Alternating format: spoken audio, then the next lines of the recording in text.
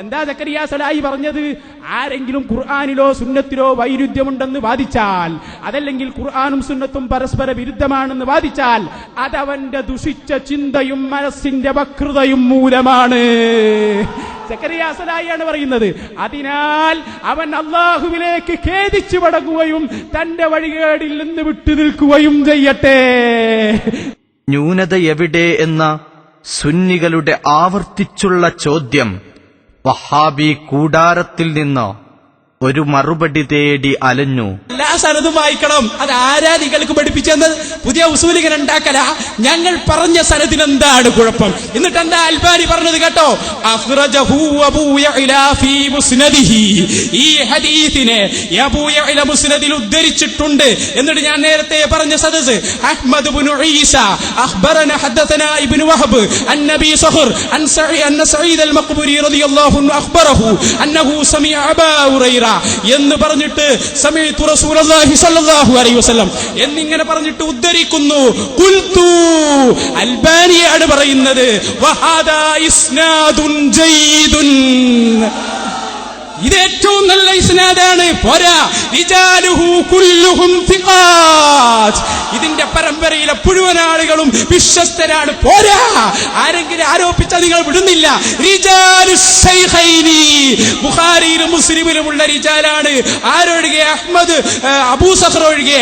അദ്ദേഹമോ ഫമിൻ റിജാലി മുസ്ലിം, മുസ്ലിമിന്റെ റാവികളിൽപ്പെട്ട ആളാണ്.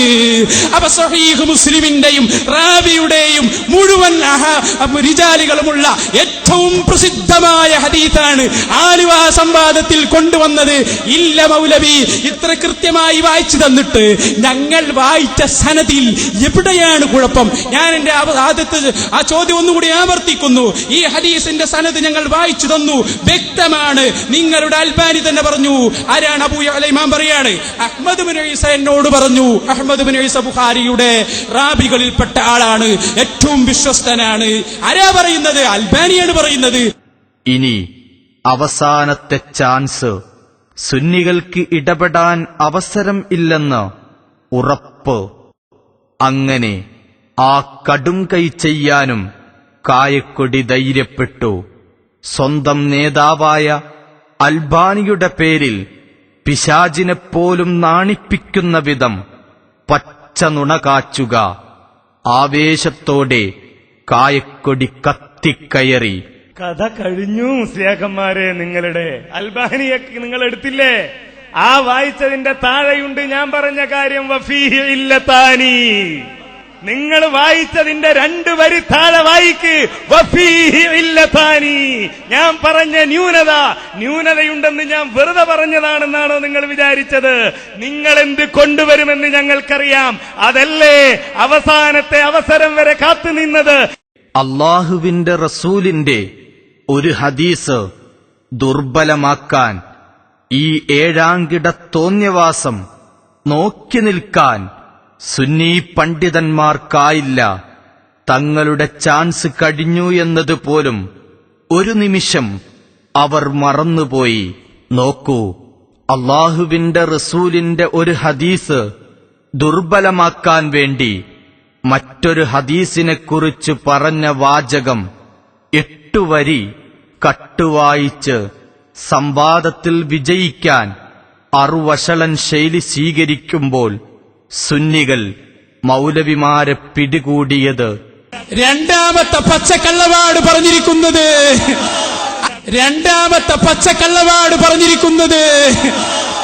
ഇനി സംവാദത്തിൽ പച്ചക്കളവ് പൊളിയുമെന്ന് മുൻകൂട്ടി മനസ്സിലാക്കിയ മൗലവി സംവാദം കലക്കുന്നത് നിങ്ങൾ കാണുക. സമയം കഴിഞ്ഞിട്ടും സംവാദം കലക്കുന്ന മൗലവിയെ മുജാഹിദ് മധ്യസ്ഥൻ തന്നെ പിടിച്ചിരുത്തുന്നതും നിങ്ങൾ കാണുക. തങ്ങളുടെ സമയം കഴിഞ്ഞുപോയി എന്നതുപോലും മറന്നുപോയി. തോന്നിയവാസം ചെയ്തതിനെ സമയം കഴിഞ്ഞിട്ടും പിടികൂടിയത് മൗലവിക്ക് രസിച്ചില്ല. മധ്യസ്ഥന്റെ അനുവാദമില്ലാതെ, അവരുടെ ഇടപെടൽ പോലും ശ്രദ്ധിക്കാതെ, ഒരു മാന്യതയും പാലിക്കാതെ മാന്യതയെക്കുറിച്ച് വേശ്യയുടെ ചാരിത്രപ്രസംഗം നടത്തുകയാണ് മൗലവി. കളവ് പിടികൂടുമോ എന്ന ഭയം കാരണം സംവാദം കലക്കുകയാണ് മൗലവിയുടെ ലക്ഷ്യം. സുന്നികൾ ഉദ്ധരിച്ച ഹദീസിൽ ന്യൂനതയുണ്ടെന്ന് അൽബാനി പറഞ്ഞിട്ടേയില്ല. സംവാദം തീരുന്നതിനു മുമ്പ് മൗലവി തന്നെ അക്കാര്യം സമ്മതിക്കുന്നത് കേൾക്കുക.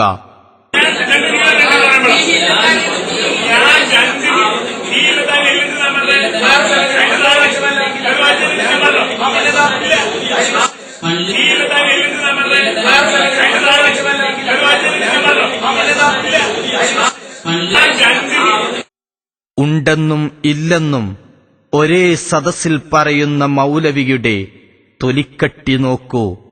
അതിന് ഈ ഹദീസ് നിങ്ങൾ പറഞ്ഞ ഈ വാക്യത്തിന് ന്യൂനതകളുണ്ട്.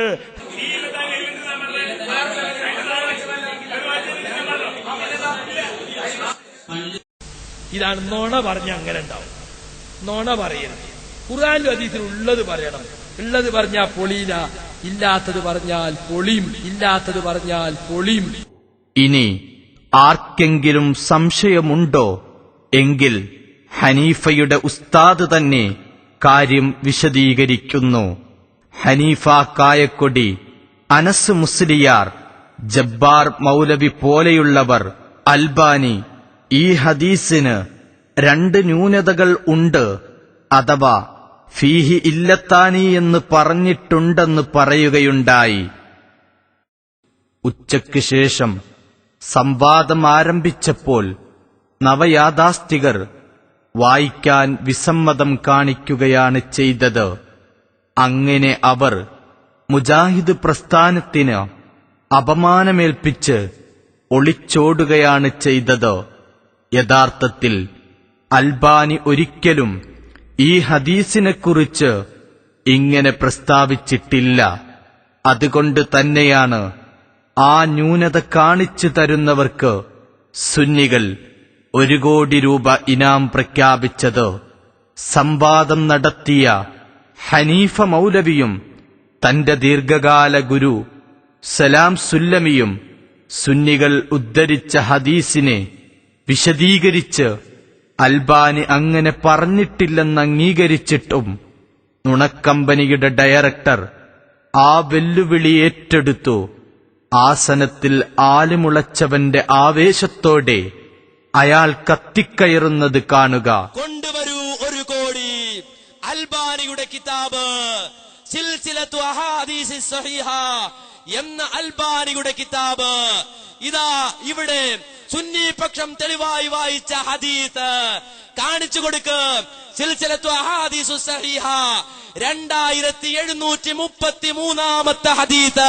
ഉടനെ വന്നു സുന്നികളുടെ മറുപടി. മുൻകൂട്ടി കണ്ട വഹാബികൾ അതിന് തയ്യാറാകാതെ ഒളിച്ചോടുകയായിരുന്നു.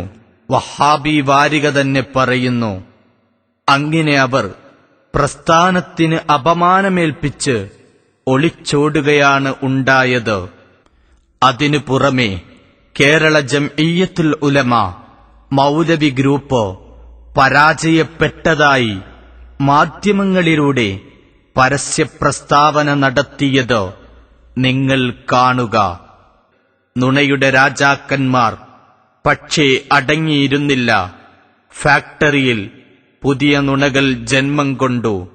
വഹാബി വെബ്സൈറ്റിലൂടെ ലോകമെങ്ങും ആ വാർത്തയെത്തി.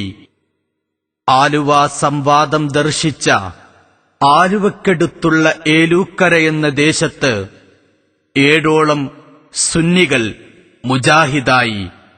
സുന്നി പ്രവർത്തകർ ഏലൂക്കരയിൽ ചെന്ന് അന്വേഷിച്ചപ്പോൾ അറിയുന്നത് അവിടെ അങ്ങനെ ചാനൽ വഴി സംവാദം പ്രക്ഷേപണം നടത്തിയിട്ടില്ല. ആരും മുജാഹിദായിട്ടില്ല. ഈ പ്രദേശത്തുകാർക്ക് ഇവർ കള്ളന്മാരാന്നറിയാൻ ഈ ഒരൊറ്റ ഇന്റർനെറ്റിനോട് മതി. എന്താ, ഏലൂക്കരയിൽ അതേ ദിവസം അതേ സെക്കൻഡിൽ സംവാദം നടന്ന അതേ സമയം തന്നെ ചാനൽ വഴി കണ്ടു. ജനങ്ങളോട് ചോദിക്കും, മുജാഹിദ് കള്ളന്മാരാന്ന് ഞങ്ങൾ വെറുതെ പറയാ? ഇവിടെ ചാനൽ അത് ഉണ്ടായിരുന്നോ? എന്നിട്ട് 7 ആള് മാറി. ഒരു കുട്ടിനെ കൊണ്ടുവരോടോ നിങ്ങള്? നേരത്തെ മുജാഹിദ് ആയ ആളല്ല, അങ്ങനെ കുറെ എണ്ണം ഉണ്ടാവും. ആലുവ സമാജം കണ്ടിട്ട് മുജാഹിദാണ്